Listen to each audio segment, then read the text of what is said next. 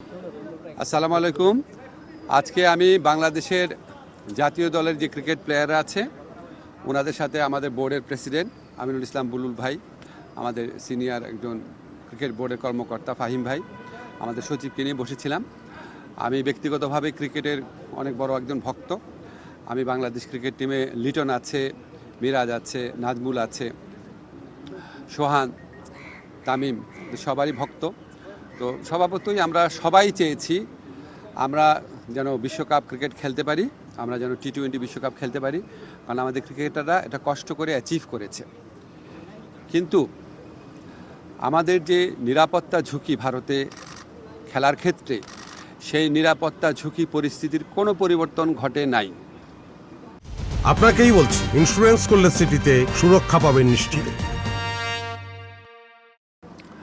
আমাদের যে নিরাপত্তা ঝুঁকির যে আশঙ্কা তৈরি হয়েছে, এটা কোনো বায়বীয় বিশ্লেষণ বা ধারণা থেকে হয় নাই, এটা একটা সত্যিকারের ঘটনার থেকে হয়েছে, যেখানে আমাদের দেশের একজন সেরা প্লেয়ারকে উগ্রবাদীদের কাছে মাথা নত করে ভারতীয় ক্রিকেট বোর্ড তাকে ভারত থেকে বের করে দিচ্ছে, সোজা কথা বের করে দিতে বলেছে। তো এখন আইসিসি যে টুর্নামেন্টটা তো ভারতেই হবে। আইসিসি আমাদেরকে যতই বলুক নিরাপত্তা আশঙ্কা নেই, আইসিসি নামে তো আলাদা কোনো দেশ নাই। যেই দেশে আমার একটা প্লেয়ার নিরাপত্তা পায় নাই, এবং যেই দেশে ভারতীয় ক্রিকেট বোর্ড সরকারের একটা এক্সটেন্ডেড পার্ট, তারাই আমার প্লেয়ারকে উগ্রবাদীদের চাপে নিরাপত্তা দিতে ব্যর্থ বা অনীহ হয়েছে, সেই দেশেই খেলা হচ্ছে। সেই দেশের পুলিশ, সেই দেশের সিকিউরিটি এজেন্সিরই দায়িত্ব হবে ক্রিকেটারদেরকে নিরাপত্তা দেওয়া।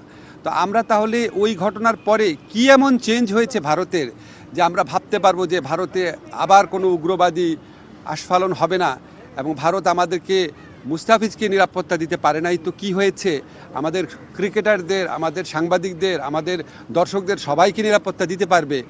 এটা আমরা কিসের থেকে কনভিন্সড হব? আমাদেরকে এই বিষয়ে কনভিন্স করার জন্য আইসিসি কোনো চেষ্টা করে নাই। আইসিসি আসল যে ইনসিডেন্ট সেটাকে বাদ দিয়ে তার স্ট্যান্ডার্ড যে সিকিউরিটি প্রসিডিউর সেগুলো নিয়ে আলোচনা করেছে। যেখান থেকে গ্রিভান্সটা, সেই ঘটনা নিয়ে আইসিসি কোনো স্ট্যান্ড নেয় নাই ঠিক মতো।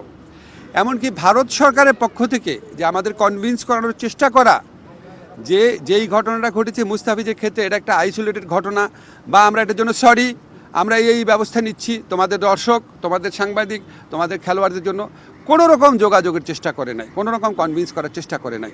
ফলে আমাদের ডিসিশন পরিবর্তন হওয়ার কোনো রকম স্কোপ নাই। আমরা এখনও আশা করব, আমরা মনে করি আমরা আইসিসি থেকে সুবিচার পাই নাই, আমরা এখনও আশা করব আইসিসি সুবিচার করবে। আমাদের যে বিশ্বকাপ খেলার যে অধিকার, যেটা শ্রীলঙ্কাতে আমাদের খেলার সুযোগ রয়েছে, এরকম বহু নজির পৃথিবীতে আছে যে অন্য একটা ভেন্যুতে সিকিউরিটি রিস্কের কারণে খেলা হচ্ছে, আমাদের এখানে জেনুইন সিকিউরিটি রিস্ক আছে। আমরা এখনও আশা ছাড়ি নাই, আমরা আশা করব আইসিসি আমাদের জেনুইন সিকিউরিটি রিস্কটা সুবিবেচনার সাথে নিয়ে আমাদেরকে শ্রীলঙ্কায় খেলার সুযোগ করে দেবে বিশ্বকাপ। আমরা সেই আশাবাদ নিয়ে এখনও অপেক্ষা করছি। আচ্ছা, আমি আজকে ক্রিকেটারদের সাথে যখন কথা বলেছি, আমি প্রথমেই বলেছি ক্রিকেটারদের সাথে আমার যা কথা হবে সেটা আমাদের ব্যক্তিগত ব্যাপার, আমাদের প্রিভিলেজ কমিউনিকেশন। তাদের কারো কথা আমি সাংবাদিকদের বলবো না, তারা নিজেরা বলতে চাইলে বলবে। আমার কোনো কথা তাদেরকে কি বলেছি সেটাও বলবো না, শুধু এইটুক বলবো, কারণ এটা একটা প্রিভিলেজ কমিউনিকেশন। আমি যদি বলি যে ক্রিকেটাররা কী বলেছে সব আপনাদের বলবো, তাহলে তো ওরা মন খুলে কথা বলতে পারবে না। আমাদের এই সাক্ষাতের উদ্দেশ্যটা ছিল আমরা সরকার কেন এই সিদ্ধান্তটা নিয়েছে সেটা তাদের ব্যাখ্যা করে বুঝিয়ে বলা, কনটেক্সটটা বলা। আমার কাছে মনে হয়েছে যে তারা এটা বুঝতে পেরেছে, এটাই পারপাস ছিল, আর কিছুই না। আর তারা কি বলেছে সেটা বলার অধিকার আমার নাই। স্যার, একটা বিশ্বকাপ না খেলতে পারলে ক্রিকেটারদের যেমন ক্ষতি হবে, বোর্ডের ক্ষতি হবে, পুরো বাংলাদেশেরই ক্ষতি হবে, কারণ আমরা দর্শক বলি, আমরা রেভিনিউর কথা বলি। বিশ্বকাপ খেললে বাংলাদেশে কি ক্ষতি হবে সেটাও আপনাদের বিবেচনা নেওয়া উচিত। মাথা নত করে নিজের দেশের মানুষকে সিকিউরিটি রিস্কের মধ্যে ফেলে, এই আঞ্চলিক রাজনৈতিক পরিস্থিতি বিবেচনা না করে একটা জেনুইন রিস্কের মধ্যে নিজের দেশের শুধু খেলোয়াড় না, দর্শক এবং সাংবাদিকদেরকে ঠেলে দিলে কি ক্ষতি হতে পারে সেটাও আপনাদের সবার বিবেচনা নেওয়া উচিত।